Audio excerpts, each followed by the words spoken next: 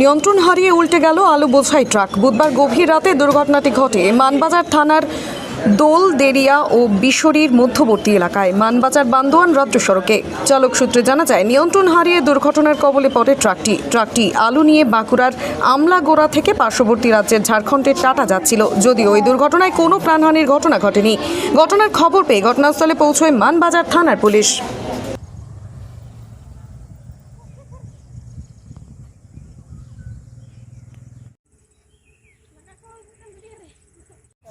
দুর্ঘটনাটা হলো, আমার গাড়ি চালিয়ে আসতেছিলাম, আমার চোখ লেগে গেছে। কোথা থেকে আসছিলেন আপনি? আমি আসতেছিলাম আমলাগোড়া।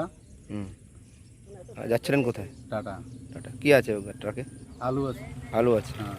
কারো ক্ষয়ক্ষতি কিছু হয়নি? না না, কারো ক্ষয় করতে পারিনি। পুলিশ এসেছিল? হ্যাঁ, পুলিশ এসেছিল। আপনার নাম?